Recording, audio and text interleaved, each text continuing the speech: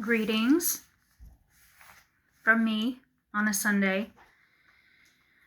I'm going to preface this video by saying, and it's actually the topic of what I want to talk about today, based off the inspiration of two books, and I wanted to talk about some cards that I pulled yesterday, and I actually made a reel on Instagram about it. But I will be honest, like, I had a really draggy morning. Like, I don't even really know why. I just felt not depressed, but just like down a little bit and like no energy. I still am feeling it a little bit, but I will say that my husband and my son are both sick right now. Or, well, my son he's on the mend. He's almost better. But Philip is sick. And so, not bad sick, just like cold sick. And so maybe I'm just trying to come down with something. I don't know. But I also know that there's like a high level of intuition surrounding that. And I had a lot of dreams last night, and they were all weird. And then, woke up a lot, having chills and then getting really hot, and then having chills and then getting really hot. I just don't know what was going on. Anyway, so I wasn't going to do a video today, and I didn't do one yesterday because I was so busy. But today, I just was like, hell no, I'm not doing anything today. I was actually going to try to clean the house in preparation for Christmas decorations. Yeah, that wasn't happening. I made some lunch and read from these two books that I'm about to present to you, and that's about it of what I got accomplished. It is a Sunday, but I don't think for me, it doesn't matter what day it is. I mean, sometimes I have so much energy on a Sunday, and then I'm tired on Monday or Tuesday, like, so it doesn't really matter the day for me. But I wanted to first talk about the cards that I pulled yesterday. And the topic of today's video is the forcing of things, which is your ego brain, versus the inspiration that comes from your heart, that comes from your soul's calling, and how that really determines the quality of your experience of everyday life, and how it can really improve the levels of joy and peace and harmony, and just that's, enjoying that fulfillment of what your heart really longs for and stuff like that. So, and it's something that's not really taught in our society. We're taught to just be forceful all the time. We're taught to just do what we have to do, and or what we think we have to do, and we push because we have so many expectations on ourselves and others. We're taught to have expectations on ourselves and others. We are in constant judgment of ourselves and others most of the time, whether we realize it or not, until we learn how to tame that, the ego or whatever, which we never will tame it all the way, but we can get to the point to where we, like I've said in previous videos, where we nip it in the butt as soon as like we start thinking those thoughts. Yeah, but the ego it's the ego's way of living life is not going to get us the happiness that we want, because it's always wanting more. It's always wanting more. It's always judging others. It's always judging ourselves. It's always craving more. It has so many expectations and what it thinks it needs to survive, and so it's always pushing. And a big part of that is the indoctrination in Western society that we have to do more doing than being. We have to do all the time, or we're a piece of crap. Like we have to, that we're lazy, that we are not living up to others' expectations, that we are not making enough money, or whatever it is, whatever the stories are in your head and other people's heads. We are indoctrinated into a society that thinks that we have to do all the time and ignore what is in here. It pretty much abandon ourselves internally, and to not um, learn the beauty of just being, because you are a human being. You are not a human doing, you are a human being. And so it's really important to distinguish the two as you are on your spiritual path. And the whole reason for my video channel is for the people that are craving spiritual awakening. They're craving to deepen their whatever kind of faith you would label it as.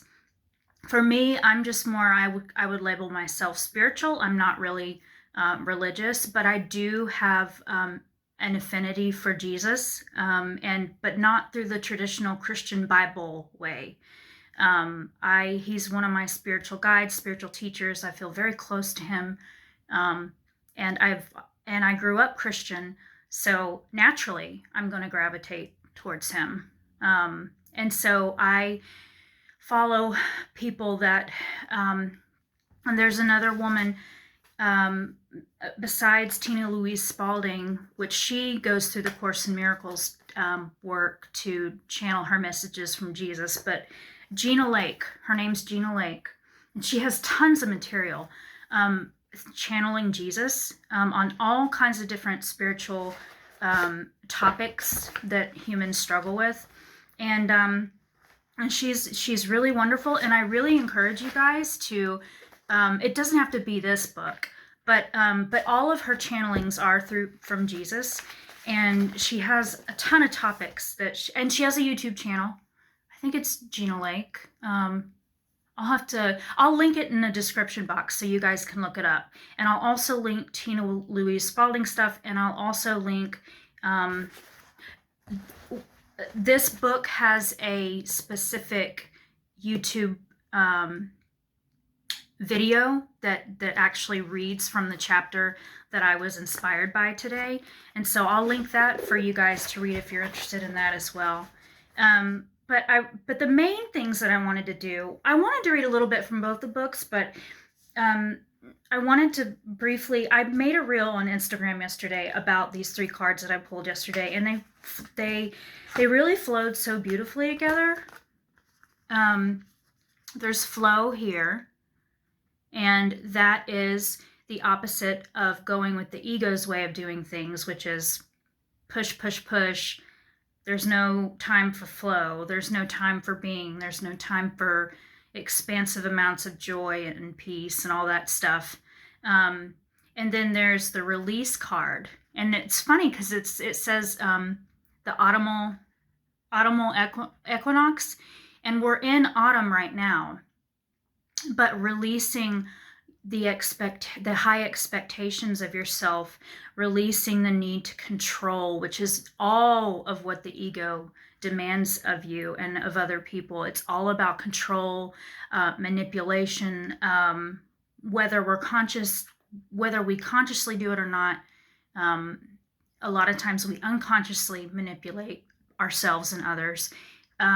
Ego is all about not going with the flow, not releasing any amount of control. It wants to be doing all the time, distracting us from our higher mind, our spiritual nature. And when we don't learn how to go with the flow, when we don't learn how to release, we can't tap into not only the higher mind and more joy and more creativity and more peace and the higher the soul's natural state of being, but it's harder. It's like the ego makes us think that we have to struggle to find abundance, that we have to pay a price for finding abundance. When we follow the flow, when we follow our calling, we are able to tap into natural abundance. And it's not just through money. When I say abundance, I'm not just talking about money. I'm talking about more time, freedom from feeling the need to constantly go out and buy things that you need more and more to make you happy.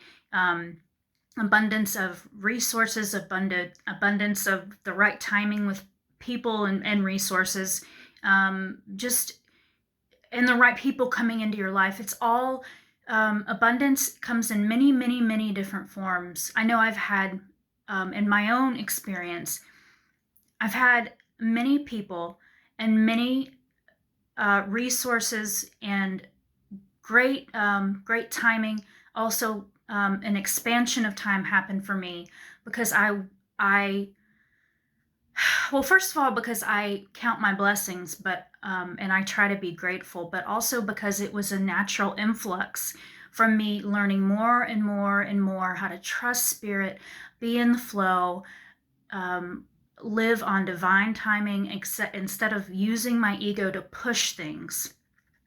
And so those 3 cards were just absolutely beautiful. I mean, put together. And so I made a reel on my Instagram. And I need to start linking my Instagram because I do post coaching stuff on my Instagram and my Facebook. So I need to post those links, start posting those links in the description box for you guys if you want to follow me on those 2 other platforms. Probably a lot of the people that are watching these videos right now, they already know me, or they, they're on my social media platforms.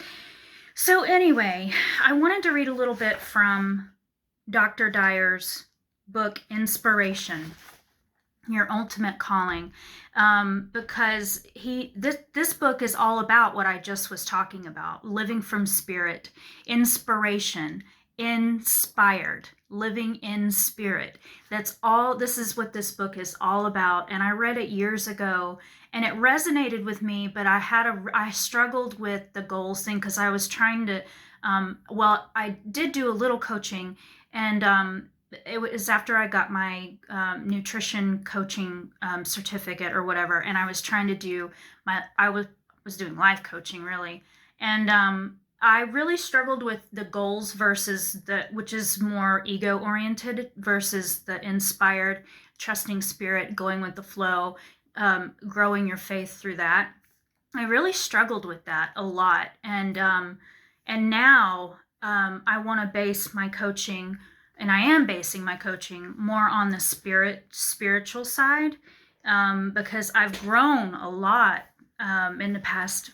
I guess it's been 4 years, 3, 4, somewhere around there, 4 years, I think. And so yeah, I wanted to read a little bit from his book, just a little bit, to get the juices flowing, to get you guys really thinking about what that means, because he probably can describe it better than I can. There's a voice in the universe entreating us to remember our purpose, our reason for being here now in this world of impermanence. The voice whispers, shouts, and sings to us that this experience of being in form in space and time has meaning. And I'm going to skip down because I'm not going to read all. The video would get way too long. I hope this comes together well. I think of the word inspiration, which is the name of the book, as meaning being in spirit. When we're in spirit, we're inspired. And when we're inspired, it's because we're back in spirit, fully awake to the spirit within us. Being inspired is an experience of joy. We feel completely connected to our source and totally on purpose. Our creative juices flow, and we bring exceptionally high energy to our daily life. We're not judging our others or ourselves. We're uncritical and unbothered by behaviors or attitudes that in uninspired moments are frustrating. Our heart sings in appreciation for every breath, and we're tolerant, joyful, and loving. I'm going to skip down. In this book, I'm going beyond an understanding of the inherent power of intention, however, by describing how to live in spirit and hear the voice of inspiration even when we're doing absolutely nothing that we call purposeful. This is quite different from being highly motivated, more ego-driven minded. In fact, it's almost the opposite of motivation. Highly motivated people have kind of ego determination driving them over obstacles and towards goals. Nothing gets in their way. Now, most of us have been taught that this is an admirable trait. In fact, when we're not accomplishing and demonstrating drive and ambition, we've been told to get motivated. This is a beneficial approach for a different level of accomplishment, but what we're exploring in these pages is what leads us to precisely what we're meant to be and do, our ultimate calling, what our heart drives us to do, what our spirit drives us to do, why we came and incarnated. Okay, I'm going to skip down. As we move more deeply into spirit, we cease to be guided by the ego demands of others or ourselves. We surrender to the always present force that urges us to be in this blissful state of inspiration. When I'm in spirit, I have a feeling of contentment, but more than this, I experience joy. I'm able to receive the vibrational energies of my source, call them voices, messages, silent reminders, invisible suggestions, or what have you, but they're vibrations of energy that I'm able to align with as I get myself out of the way. When I sit down to write, my desire is to invite spirit to express through me, and I encourage ideas to flow freely. And I'm just going to leave it there because that's what I highlighted, and that gives you kind of the general idea of this book, and it kind of dissects a little more what I was trying to say at the beginning. And let's see if there was any quotes from Gina Lake's book.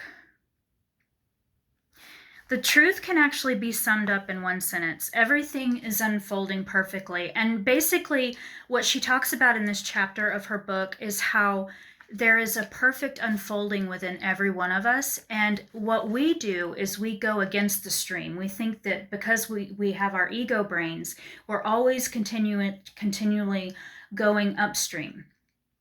And that, imagine being on a river and not the tides going down, and you're trying to or the rapids, and you're trying to push your way up. It's so much harder. It's almost impossible.